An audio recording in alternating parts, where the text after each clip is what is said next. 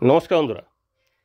দেশের লক্ষ লক্ষ পেনশনারদের জন্য কেন্দ্র সরকারের পক্ষ থেকে একটি নতুন বিজ্ঞপ্তি জারি করা হয়েছে এবং সমস্ত পেনশনারদের আগামী 90 দিনের মধ্যে অর্থাৎ 30শে সেপ্টেম্বর 2025-এর মধ্যে এই গুরুত্বপূর্ণ কাজটি করার কথা বলা হয়েছে।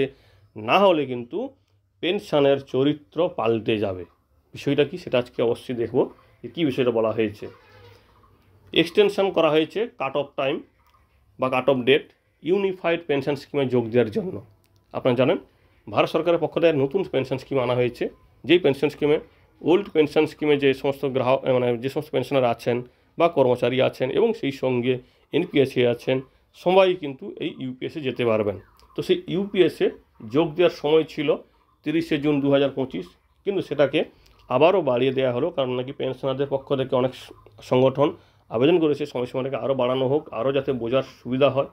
তার জন্য কিন্তু এই 30শে সেপ্টেম্বর 2025 পর্যন্ত সময়সীমা দেওয়া হয়েছে।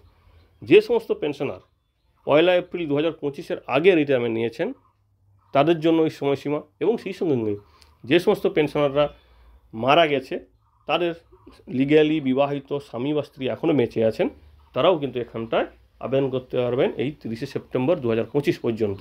এবং সেই সঙ্গে অন্যান্য যোগ্য সরকারি কর্মচারী যারা এনপিএস বা ওপিএসে আছেন, ওল্ড পেনশন স্কিমে আছেন।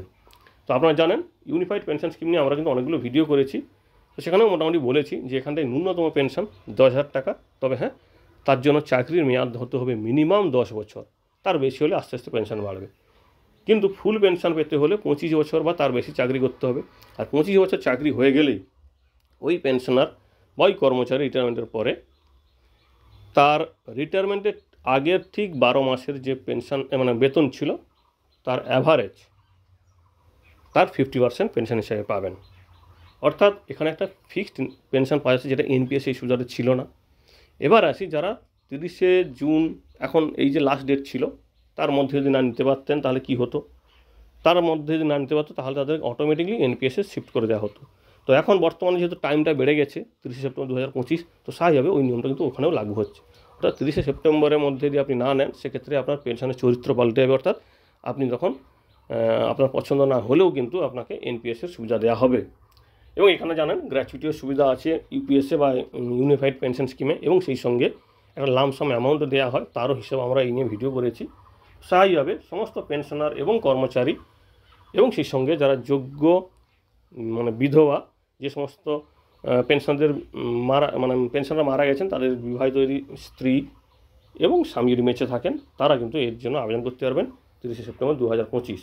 স্বাভাবিকভাবে আপনাকে কিন্তু আবেদন করতে হবে যে আপনি ইউনিফাইড পেনশন স্কিমে এই পেনশনটি নিতে চাইছেন, মিনিমাম 10,000 টাকা আপনি পেনশন নিতে চাইছেন।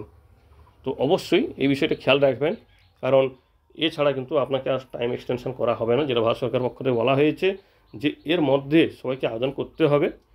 হয়তো দেখা হলো ভবিষ্যতে আরও হয়তো ডেট বাড়তে পারে, কিন্তু আপাতত এই 3 মাস বা 90 দিন সময় দেওয়া হয়েছে ইউনিফাইড পেনশন স্কিমে যোগ দেওয়ার জন্য।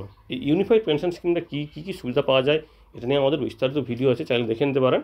তো আপাতত এই খবরটি আমাদের সঙ্গে শেয়ার করার ছিল যে ইউনিফাইড পেনশন স্কিমে 30শে সেপ্টেম্বর 2025 পর্যন্ত যোগ দেওয়া যাবে সমস্ত পেনশনার যাদের রিটায়ারমেন্ট 1 এপ্রিল 2025-এর পূর্বে।